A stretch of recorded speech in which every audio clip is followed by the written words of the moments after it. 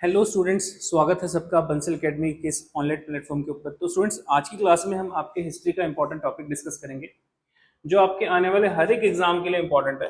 ठीक है, और स्पेशली प्रीवियस ईयर एग्जाम में कैसे यहाँ से क्वेश्चन पूछे गए हैं वो सारी चीजें हम डिस्कस करेंगे। तो चलिए शुरू करते हैं। आज हम डिस्कस करेंगे students education development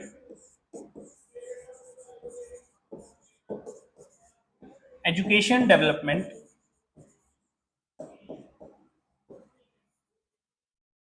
in British era. In British era, Britishers के टाइम पे किस तरीके से भारत में एजुकेशन डेवलपमेंट की गई, ब्रिटिश एजुकेशन सिस्टम कैसा था, इन चीज़ों के ऊपर हम चर्चा करेंगे। तो अगर बात की जाए अंग्रेजों के द्वारा भारत में एजुकेशन सिस्टम को लाने की, तो जैसे कि आपको पता है स्टूडेंट्स के अंग्रेज जो हैं 1600 एडी में आ गए थे। ठीक है, ब्रिटिशर्स के द्वारा इंडिया में 1600 एडी में आपको पता है जैसे आ गए थे, और 1757 से लेके, ठीक है, 1757 से लेके 1857 100 साल जो है एक कंपनी ने रूल किया। ईस्ट इंडिया कंपनी के द्वारा रूल किया गया था। तो ईस्ट इंडिया कंपनी ने कैसे भारत में एजुकेशन डेवलपमेंट की, इसके बारे में चर्चा करेंगे। और फिर 1857 के बाद 1857 के बाद 1947 तक क्राउन रूल रहा था इंडिया में। तो क्राउन रूल के टाइम पे कैसे इंडिया में एजुकेशन लेवल की डेवलपमेंट की गई थी अंग्रेजों ने, उसके बारे में हम चर्चा करेंगे। तो चलिए शुरू करते हैं। Just a minute.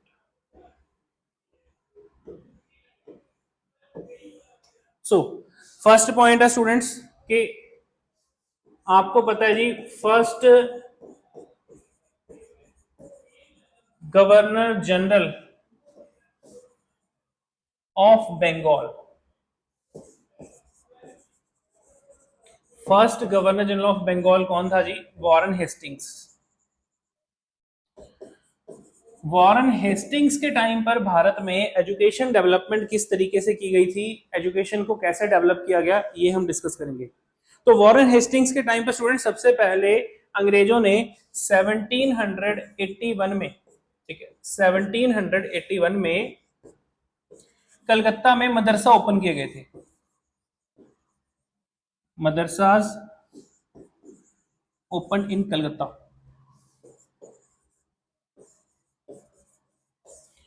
और उसके पीछे सबसे बड़ा कारण क्या था? एक्चुअल टर्म में भारत में आके अंग्रेज जो है सबसे पहले इस्लामिक लॉज को स्टडी करना चाहते थे, और अंग्रेज चाहते थे कि पर्टिकुलर एक कम्युनिटी की ग्रोथ, एजुकेशन लेवल ग्रोथ अच्छी हो और दूसरी कम्युनिटी की ग्रोथ को रोक दिया जाए। मतलब एजुकेशन ग्रोथ की बात हो रही है, एजुकेशन का आपका टॉपिक जो चल रहा है, ठीक है, ब्रिटिश इरा के टाइम पे एजुकेशन सिस्टम कैसा था। सो अंग्रेजों ने यहाँ पर, अंग्रेज समझ चुके थे कि अंग्रेजों ने ये चीज जान ली थी कि इंडिया में अगर रूल करना है वो बहुत ईजी है। अगर एक कम्युनिटी की हम एजुकेशन ग्रोथ रोक दें, तो अंग्रेजों ने क्या कहा, मुस्लिम्स को कहा कि तुम जो है सिर्फ और सिर्फ कारीगर बनो, अच्छी कारीगरी करो, अच्छी नक्काशी करो। तो जितने भी वीवर्स थे, हैंडलूम इंडस्ट्री से जुड़े लोग थे, आर्टिसंस थे, वो ज्यादातर पर्टिकुलर एक कम्युनिटी से आते थे। तो बंगाल में उन्होंने इस चीज पर फोकस देना शुरू कर दिया कि मुस्लिम्स की एजुकेशन को मदरसे तक सीमित कर दिया जाए। जैसा कि आप लोग आज भी कहीं ना कहीं देखते हैं कि आज भी मदरसा एग्जिस्ट करते हैं, और ज़्यादातर जो मुस्लिम्स हैं वो सिर्फ और सिर्फ मदरसा लेवल तक की एजुकेशन लेते हैं, और उसके बाद जो आपको पता है अपनी कारीगरी में आ जाते हैं। इसी तरीके स्टूडेंट्स, अंग्रेजों ने हिंदुओं के लिए एजुकेशन डेवलपमेंट का एक अलग सिनेरियो, अलग पैटर्न देखा कि इंडिया में पहले से क्या चलते आ रहे थे। एंशियंट टाइम की बात करें तो गुरुकुल एग्जिस्ट करते थे, और गुरुकुल जो है बाद तक एग्जिस्ट करते थे।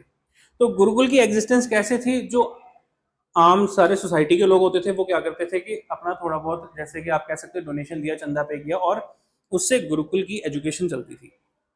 और गुरुकुल का जो एजुकेशन सिस्टम था, सभी लोग जो है इकट्ठे होकर पढ़ते थे, नीचे बैठ के पढ़ते थे, कोई क्लासरूम नहीं होती थी, सबको सेम एजुकेशन दी जाती थी। तो अंग्रेजों ने कहा ये एजुकेशन सिस्टम तो बहुत पुअर है, लैक कर रहा है, आज के मॉडर्न टाइम का एजुकेशन सिस्टम ये नहीं है। तो इस तरीके से अंग्रेज किसी भी प्लेस पर जाते थे, ब्रिटिशर्स के द्वारा उस प्लेस पर अपने आप को सुपीरियर दिखाने की कोशिश की जाती थी, और बाकी की सोसाइटी को वो इंफीरियर शो करते थे। देन इसके बाद यहां से अंग्रेज जब भारत में आते हैं तो उन्होंने एजुकेशन डेवलपमेंट इस तरीके से करनी शुरू कर दी। तो आई होप सब समझ गए होंगे कि शुरू से अंग्रेज समझ गए थे कि डिवाइड एंड रूल एक ऐसे रिलीजियस डिफरेंसेस लोगों में क्रिएट करने हैं, ठीक है। तो सबसे पहले जो है मदरसे वगैरह जो है अंग्रेजों के द्वारा ओपन किए जाने शुरू हुए, और किसके टाइम पर हुए जी? सबसे पहले वॉरेन हेस्टिंग्स के टाइम पे। आई होप सबको समझ में आ गया होगा। अगला पॉइंट, हाँ जी, नेक्स्ट है स्टूडेंट्स 1784 में ये क्वेश्चन पेपर में पूछा जाता है जी। सर विलियम जोन्स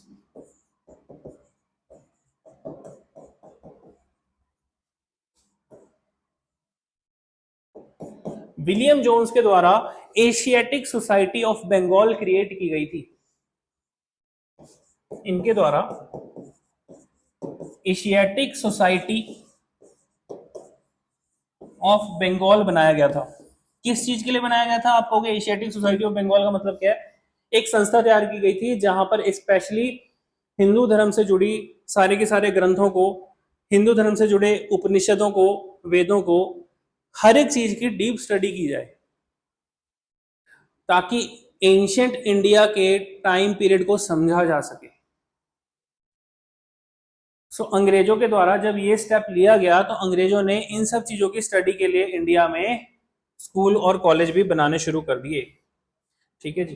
तो Asiatic Society of Bengal William Jones के द्वारा क्रिएट किया गया था, ठीक है जी। आई होप सबको पता चल गया होगा। और स्टूडेंट्स एक इसी से जुड़ा क्वेश्चन जो है एग्जाम में पूछ लिया जाता है, ठीक है, एक पॉइंट नोट कर लेना। इसी टाइम पर, ठीक है, 1784 के टाइम पीरियड में ही इस समय पे भागवत गीता को इंग्लिश में ट्रांसलेट किया गया था। किनके द्वारा? ठीक है, नोट कर लेना point.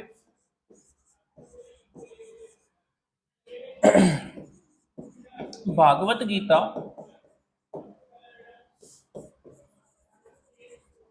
Translated in English version, तो भाई इंग्लिश में ट्रांसलेट की गई थी इस समय के दौरान। तो समझ रहे हो सिनेरियो को कि अंग्रेजों ने भारत में जो हमारे देश के जितने ग्रंथ थे उनको इंग्लिश में ट्रांसलेट करवाया, ठीक है जी। सो पॉइंट आपको पता होना चाहिए, पेपर में इस तरीके का क्वेश्चन पूछा जा सकता है कि भागवत गीता किस समय पे ट्रांसलेट की गई, उस समय पे गवर्नर जनरल कौन था, या किसके द्वारा की गई, ठीक है। सो एक पॉइंट मार्क कर लो जी, पेपर में क्वेश्चन पूछा जा सकता है चार्ल्स विल्किंस। चार्ल्स विल्किंस के द्वारा जो है भागवत गीता को इंग्लिश में ट्रांसलेट किया गया था, ठीक है, जिस समय पे Asiatic Society of Bengal William Jones के द्वारा क्रिएट की गई थी। तो उन्होंने एशियाटिक सोसाइटी ऑफ बंगाल नाम से संस्था इसीलिए बनाई थी कि भारत में रह के भारत की संस्कृति को समझा जाए, भारत का कल्चर, कस्टम, रीति रिवाज, हर एक चीज को डिटेल में स्टडी किया जाए। तो आई होप सबको पॉइंट समझ में आ गया होगा, ठीक है जी। तो नेक्स्ट, हाँ जी, अगले पॉइंट के ऊपर आ जाए। सो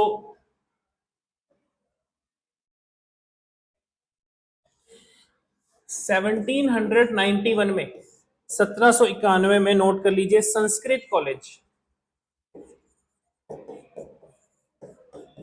संस्कृत कॉलेज जो है स्टूडेंट्स वाज एस्टैब्लिश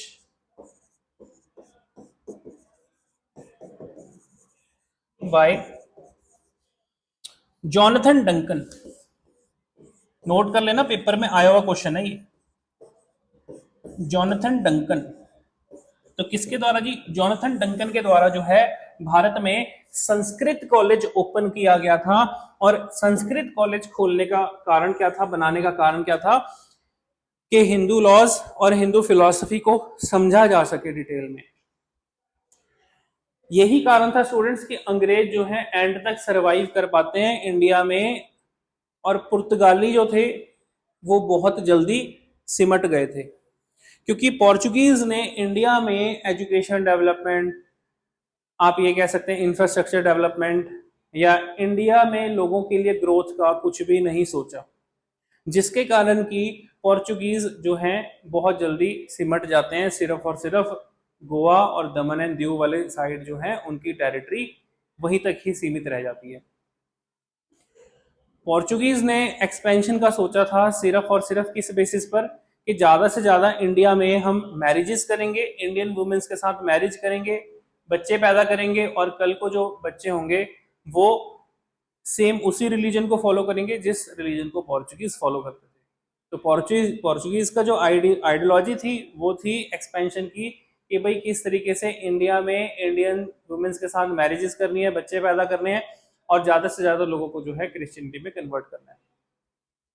लेकिन ब्रिटिशर्स ने इस चीज के ऊपर ध्यान ना देके उन्होंने अपने ट्रेड के ऊपर फोकस किया, और उन्होंने इंडिया में एक्सपेंशन का एक अलग तरीका ढूंढा जो आप पढ़ रहे हो। एजुकेशन ग्रोथ को यहां पर अंग्रेजों ने तेजी से इंप्लीमेंट करना शुरू कर दिया था, जिसके बाद की एक्चुअल टर्म में जो इंडिया में रेवोल्यूशन आया, उस समय पे इंडिया में जो नेशनलिज्म जागा, उस समय पे जो इंडिया में सोशल रिलीजियस रिफॉर्म्स बने, ये सारे इसी टाइम पीरियड की बात हो रही है। अंग्रेज इंडिया में एजुकेशन सिस्टम को बेहतर कर रहे हैं, और उसी टाइम पे आप देख रहे हो बाद में ब्रह्मो समाज आगे बनेगा, आर्य समाज बनेगा। तो इस टाइप की सोशल रिलीजियस रिफॉर्म्स ऑर्गेनाइजेशन भी मतलब कि अंग्रेजों के इस स्टेप लेने के बाद बन रही है। ठीक है, तो सबको पता चलेगा होगा। नेक्स्ट अगला पॉइंट नोट कर लो। हाँ जी, आगे लिख लो स्टूडेंट्स। 1800 में, in 1800 AD, Fort William College, Fort Fort William College was founded by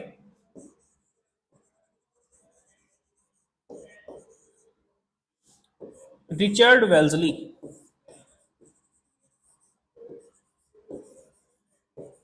तो स्टूडेंट्स यहां पर जिस समय पे लॉर्ड वेल्सली जो है, जो आप पढ़ते हो कि जिसने भारत में थ्योरी ऑफ एक्सपेंशन अपने तरीके से सब्सिडी लाइन्स वगैरह चीजें शुरू की थी, तो बहुत इंटेलिजेंट ऑफिसर था, और उसने 1800 में जो है फोर्ट विलियम कॉलेज स्टैब्लिश किया कलकत्ता में। एक्चुअल टर्म में फोर्ट विलियम कॉलेज क्या था, तो भारत में जितने भी ईस्ट इंडिया कंपनी के जो कर्मचारी होते थे, जो भारत में जिनकी पोस्टिंग होती थी, जो आते थे, उनको यहाँ पर ट्रेनिंग दी जाती थी। जो सिविल सर्वेंट थे बाद में, ठीक है, जो बाद में सिविल सर्वेंट बनते थे, सिविल सर्विसेज के जो ऑफिसर्स होते थे, उनको इंडिया में कहाँ कहाँ नियुक्त किया जाएगा, उनकी ट्रेनिंग होती थी यहाँ पर। तो सिविल सर्वेंट्स की ट्रेनिंग उस टाइम पर कलकत्ता में होती थी, फोर्ट विलियम कॉलेज में। और सबसे बड़ा पॉइंट हमें यह समझ में आता है कि क्यों बनाया गया था एक्चुअल टर्म में, इन सिविल सर्वेंट को इंडिया के कल्चर के बारे में, कस्टम्स के बारे में आइडिया हो सके, कि भारत में लोगों के रीति रिवाज, उनका कल्चर, उनका रहन सहन, खान पान कैसा है, उस चीज से अंग्रेज घुल मिल सके। ठीक है, तो ये सारी चीजें थी। पॉइंट क्लियर है सबको? ठीक है जी, चलिए नेक्स्ट अगले पॉइंट के ऊपर आ जाओ students. So English education act, note कर लो जी, पेपर में पूछा जा सकता है, ऑफ 1835, 1835। लो जी, उस समय पे 1833 का चार्टर्ड एक्ट आया था, और 1835 में स्टूडेंट्स, 1833 के चार्टर्ड एक्ट में ही विलियम बेंटिक को गवर्नर जनरल ऑफ बंगाल से गवर्नर जनरल ऑफ इंडिया बना दिया गया था।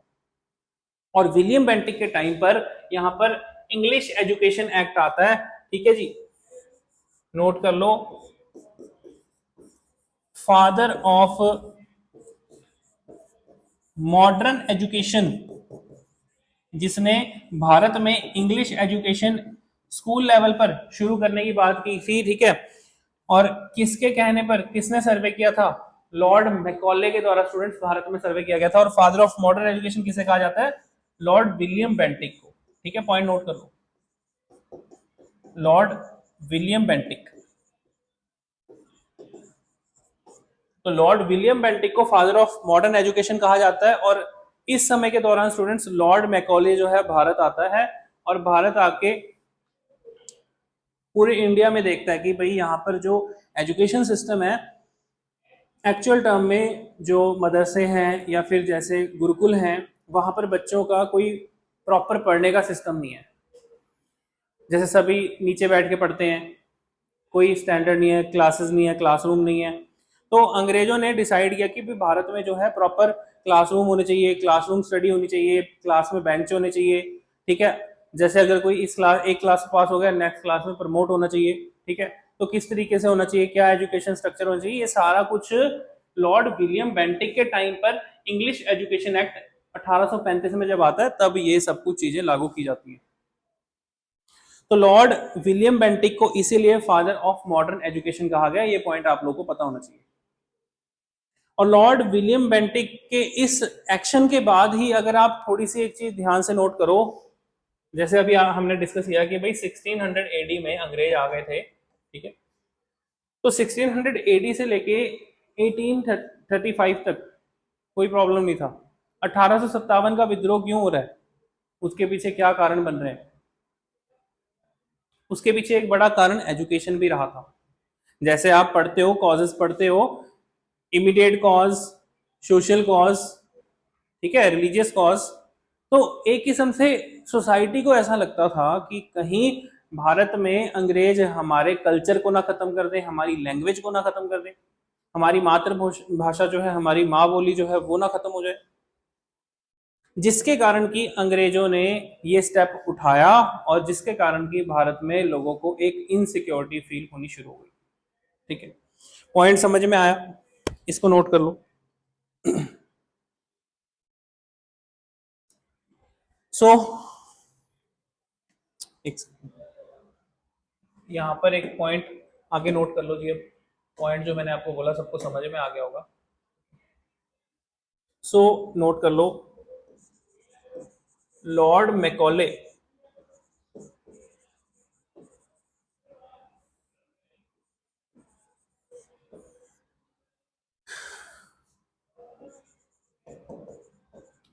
minutes the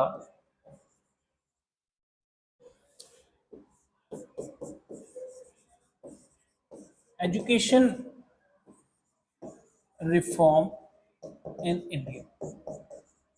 उस समय पे स्टूडेंट्स एक्चुअल टर्म में यहां पर दो गुट बन गए थे। ठीक है, एंग्लिसिस्ट एंड ओरिएंटलिस्ट। तो लॉर्ड मैकॉले के द्वारा यहां पर मीटिंग कराई गई। ठीक है, आप कह सकते हैं मीटिंग मिनट्स। तो वो सारी चीजें लॉर्ड मैकॉले ने रिकॉर्ड की कि भाई लिखी कि एंग्लिसिस्ट की डिमांड क्या है, ओरिएंटलिस्ट की डिमांड क्या है। तो एक्चुअल टर्म में उस टाइम पर ये सिस्टम आ गया था कि भाई कुछ अंग्रेज कहते थे कि भाई भारत में भारतीय संस्कृति से जुड़ी इंग्लिश में एजुकेशन दी जानी चाहिए, क्योंकि आपको पता है जी पॉलिटिकल पार्टी सिस्टम में पूरे यूरोप में, अमेरिका में, कई देशों में टू पार्टी सिस्टम है। इंडिया में मल्टी पार्टी सिस्टम है, चाइना में वन पार्टी सिस्टम है। तो एक्चुअल टर्म में यूरोप में, इंग्लैंड में जो लोग लिबरल पार्टी से थे, तो यहां पर दो गुट बन जाते हैं। ठीक है, एक एंग्लिसिस्ट और एक ओरिएंटलिस्ट। एंग्लिसिस्ट तो किस चीज को लेकर बने थे ये गुट? एजुकेशन रिफॉर्म को लेकर। तो एंग्लिसिस्ट जो थे जी, ये किसको सपोर्ट कर रहे थे? वेस्टर्न एजुकेशन को।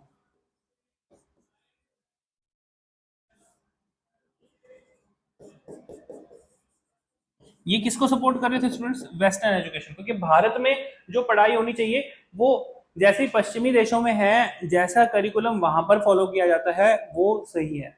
और एक ओरिएंटलिस्ट ग्रुप था, ये किस चीज को लेकर था जी? कि ये Indian system, Indian education system, मतलब इंडियन एजुकेशन सिस्टम को लेकर ओरिएंटलिस्ट आगे आ गए कि भारत में जो एजुकेशन होना चाहिए वो इंडियन एजुकेशन सिस्टम बेस्ड होना चाहिए, जो इंग्लिश एजुकेशन भी अगर कराई जानी चाहिए प्लस वर्नाकुलर स्टडीज भी होनी चाहिए, कि भारत की अपनी जो इनकी भाषा है वो भी लोगों की रहनी चाहिए, region wise, particular region wise system follow किया जाना चाहिए। तो यहाँ पर बाद में आपको बताता हूँ जी, तो इन सब चीज़ों की जो मीटिंग मिनट्स है कौन नोट करता है, लॉर्ड मैकॉले, और लॉर्ड मैकॉले कहता है जी यहाँ पर एंग्लिसिस्ट के अकॉर्डिंग जो है, मतलब कि वेस्टर्न एजुकेशन जो है प्रॉपर वो आना चाहिए, ठीक है। English education support only in the mean of western class, English education को पश्चिमी जो तौर तरीका है उसके साथ हमें लाना चाहिए, ताकि कल को अगर अंग्रेज इंडिया से चले भी जाएं तो उनको ज़्यादा फर्क ना पड़े। इंडियंस के अंदर वेस्टर्नाइजेशन हमें भरना पड़ेगा, ताकि हमारे जैसा कल्चर, हमारे जैसी लैंग्वेज से लोग फैसिनेट हो सके, ठीक है। तो आई होप सबको पता चल गया होगा, ठीक है जी।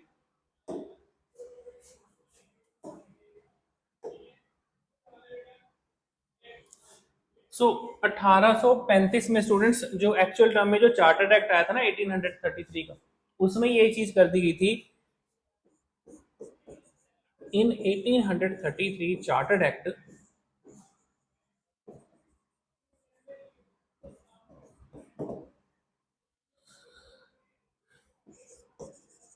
₹1,00,000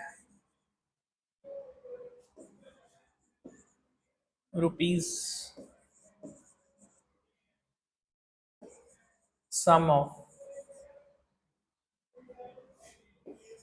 for education development।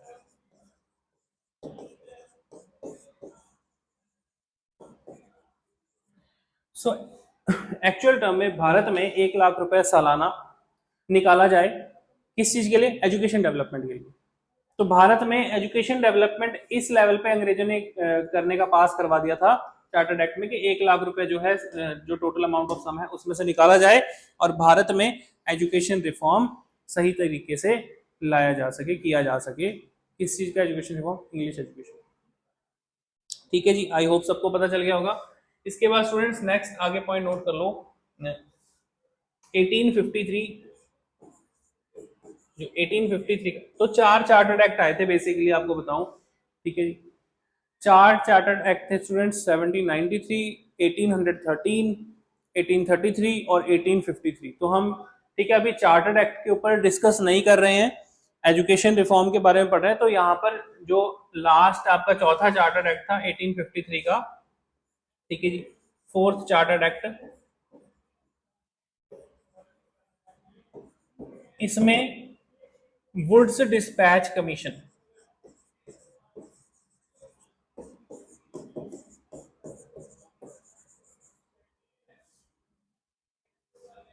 Woods dispatch commission setup हुआ था। ये क्वेश्चन पेपरों में पूछे जाते हैं जी, ठीक है, लाइटली मत लेना। तो चार्ल्स वुड्स नाम का एक अंग्रेज भारत आता है, और उस समय पे एजुकेशन रिफॉर्म किया जाता है, और कौन उसको हेडेड करता है, चार्ल्स वुड्स, और किस नाम से रखा जाता है, वुड्स डिस्पैच कमीशन। इस समय के दौरान स्टूडेंट्स भारत में Lord Dalhousie governor general of India था, और उस समय के दौरान लॉर्ड डलहौजी ने कहा था कि इंडिया में हमें एजुकेशन स्तर को बढ़ाना चाहिए, और यूनिवर्सिटी ऑफ इंग्लैंड की तरह, यूनिवर्सिटी ऑफ इंग्लैंड की तरह भारत में university of Bombay, Madras and university of Calcutta, ये ओपन होनी चाहिए। तो मतलब कि भारत में एजुकेशन का स्तर जो है लॉर्ड डलहौजी के टाइम पर इंक्रीज किया गया था, बढ़ाया गया था, कि भारत में भी जैसे यूनिवर्सिटी ऑफ लंदन है उसी तर्ज पे भारत में भी एजुकेशन को बढ़ावा देना चाहिए, और उसी लेवल पर इंडिया में एजुकेशन को प्रमोट करना चाहिए। यूनिवर्सिटी लेवल एजुकेशन बेहतर करनी चाहिए, तो ये सिस्टम किया गया था। ठीक है जी। सो नेक्स्ट आगे अगला पॉइंट नोट कर लो। इसके बाद भारत में एजुकेशन रिफॉर्म को तेजी से प्रमोट किया गया और स्टूडेंट्स एक्चुअल टर्म में इंडिया में यूनिवर्सिटी ऑफ लंदन की तरह यूनिवर्सिटीज ओपन की गई, बॉम्बे, मद्रास, कलकत्ता में। और इसके बाद आपको पॉइंट बता दूं जी, लॉर्ड रिपन का टाइम था जी। लॉर्ड रिपन, आप पढ़ते हो father of local self government के नाम से लॉर्ड रिपन को। तो लॉर्ड रिपन के टाइम पे 1882 में हंटर कमीशन सेटअप हुआ था for education development. In 1882 Hunter commission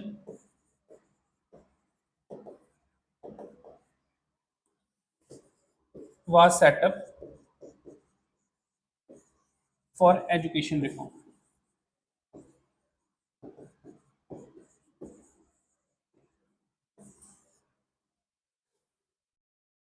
समझ में आया पॉइंट? सो हंटर कमीशन जो सेटअप हुआ था उसमें ये चीज डिसाइड की गई थी कि भारत में जो एजुकेशन है, हमें जो प्राइमरी एजुकेशन तक जो है वर्नाकुलर लैंग्वेज में पढ़ाना चाहिए बच्चों को। इंडियंस को वर्नाकुलर लैंग्वेज आनी चाहिए, अपनी लोकल लैंग्वेज आनी चाहिए। और उसके बाद जो है भारत में जो एजुकेशन डेवलपमेंट है वो इंग्लिश लैंग्वेज में होना चाहिए। तो कंप्लीट जो शिक्षा का स्तर है उसको यहाँ पर लॉर्ड रिपन के टाइम पर भी बढ़ा दिया गया था। तो आई होप सबको पॉइंट समझ में आ गया होगा। ठीक है, इस पॉइंट को नोट करिए।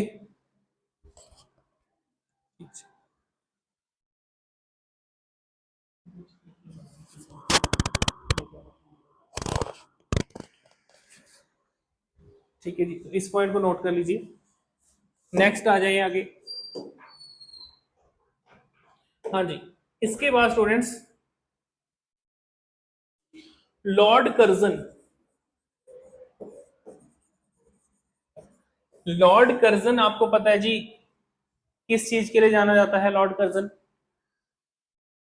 इसके टाइम पर नॉर्थ वेस्ट फ्रंटियर प्रोविंस से पंजाब को अलग किया गया था। इसके टाइम पर डिवीजन ऑफ बंगाल, बंगाल का विभाजन किया गया था 1905 में। और इसके टाइम पे स्टूडेंट्स यूनिवर्सिटी एक्ट आया था। ठीक है, ये क्वेश्चन पूछा जाता है। University act 1904। एक्चुअल टर्म में जो यूनिवर्सिटी एक्ट 1904 में आया था उसमें लॉर्ड कर्जन ने ये बात कह दी थी कि भारत में एजुकेशन लेवल को डाउन किया जाए, भारत में जो यूनिवर्सिटी लेवल एजुकेशन है शिक्षा के स्तर को घटाया जाए। ठीक है, ध्यान से समझ लेना इस पॉइंट को। स्टेटमेंट बेस्ड क्वेश्चन पूछा जा सकता है आपसे ये कि भारत में जो एक्चुअल में जो शिक्षा का स्तर है वो बहुत बढ़ चुका था। क्यों? क्योंकि अभी तक ये टाइम फ्रेम देखो ना आप, अगर चेक करोगे 1885 से लेके 1905, ये वो वाला टाइम फ्रेम था जिस समय पे एक बहुत बड़े लेवल पर सोशल रिलीजियस रिफॉर्म्स बन रहे थे, एजुकेशन रिफॉर्म हो रहे थे और एक रेवोल्यूशन आ चुका था। लोगों के अंदर नेशनलिज्म जागने लग गया था और नेशनलिज्म कहीं ना कहीं कनेक्टेड था एजुकेशन से, नेशनलिज्म कहीं ना कहीं कनेक्टेड था डेवलपमेंट से। ठीक है, तो ये एक अलग टॉपिक चला था थोड़ा सा। तो इस पॉइंट को समझते हैं कि भाई लॉर्ड कर्जन ने ऐसा यहाँ पर यूनिवर्सिटी एक्ट में ऐसा अलग से क्या किया। यूनिवर्सिटियां तो डलहौजी के टाइम पे भी बना दी गई थी, तो इसने कहा कि भाई यहाँ पर एजुकेशन जो है, एजुकेशन लेवल डाउन करना चाहिए, एजुकेशन लेवल को डाउन करना चाहिए। उसका कारण क्या था? क्योंकि अगर इंडियंस कल को इतना ज्यादा पढ़ लिख जाएंगे, ठीक है, जो जैसा रशियन रेवोल्यूशन हुआ, ठीक है, जैसा अमेरिकन रेवोल्यूशन हुआ, तो कहीं ऐसा ही हमें यहां पर भी ना देखना पड़े। तो ये सबसे बड़ा कारण था। तो लॉर्ड कर्जन के टाइम पर भारत में शिक्षा के स्तर को घटा दिया गया था। और ये क्वेश्चन आपसे पेपर में पूछा जा सकता है कि यूनिवर्सिटी एक्ट 1904 के टाइम पे गवर्नर जनरल कौन था? या किसने एजुकेशन लेवल को जो है डाउन करने की कोशिश की थी, डाउन किया गया था। तो इस तरीके से आपको पेपर में क्वेश्चन पूछा जा सकता है।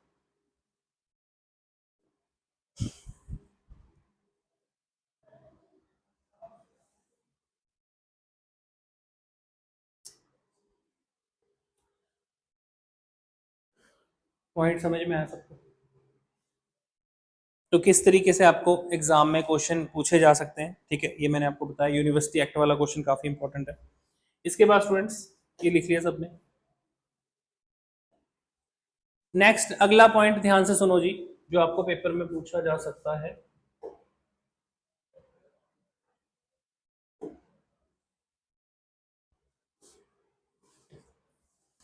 हाँ जी, सैडलर कमीशन, ये आया हुआ क्वेश्चन है जी। Sadler university commission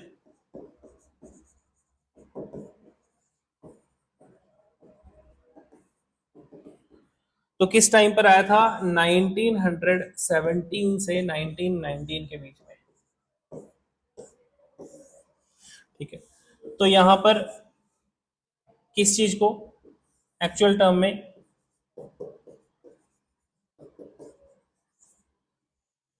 university level के साथ साथ फोकस किया गया था।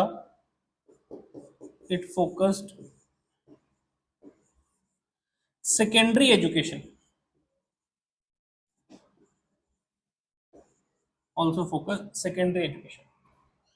तो पॉइंट आपको बता दूं कि एक्चुअल टर्म में यहाँ पर सेकेंडरी एजुकेशन को भी बढ़ावा दिया गया कि भाई सेकेंडरी एजुकेशन का लेवल भी बढ़ाया जाए, ताकि कल को कई सारे क्लर्क्स जो नियुक्त किए जाएंगे इंडिया में, मतलब कि जो ब्रिटिशर्स की जो कंपनियां चल रही थी उसके लिए, या ब्रिटिशर्स का जो गवर्नेंस था उसके लिए, तो उसके लिए जो है एक अच्छे लेवल पे सेकेंडरी लेवल एजुकेशन होनी चाहिए।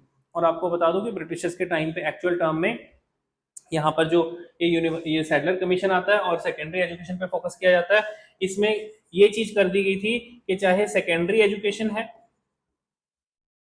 या यूनिवर्सिटी लेवल एजुकेशन है, सारी की सारी इंग्लिश में होगी। वहां पर मतलब उस टाइम पर graduation level, post graduation level में कोई भी अपनी लैंग्वेज में, हिंदी, पंजाबी, गुजराती, मराठी में कोई स्टडी नहीं होती थी। तो एक्चुअल टर्म में अंग्रेजों ने ये सारी चीजें जो है इंडिया में अपने टाइम पर इम्प्लीमेंट करने की कोशिश की, और उन्होंने इन चीजों को जब इम्प्लीमेंट किया, ठीक है, तो बाद में आगे जाके वही करिकुलम को भी हमने फॉलो किया, ठीक है जी। तो आई होप ये पॉइंट सबको समझ में आ गया होगा। तो इस प्रकार के जितने भी आपको क्वेश्चन बताए ये एग्जाम में पूछे जाते हैं आपसे, ठीक है, ये आपको अच्छे तरीके से आप लोगों ने नोट डाउन करने हैं। और स्टूडेंट्स इसकी जो आपको, ठीक है, नोट्स हैं, पीडीएफ फाइल है, वो भी आपको प्रोवाइड हो जाएगी। पॉइंट क्लियर है सबको? किसी के माइंड में क्वेश्चन? ठीक है, कि किस तरीके से अंग्रेज जो हैं इंडिया में रूल करके गए, उन्होंने किस तरीके से इम्पैक्ट डाला इंडिया की सोसाइटी के ऊपर, इंडिया के एजुकेशन सिस्टम के ऊपर, ठीक है।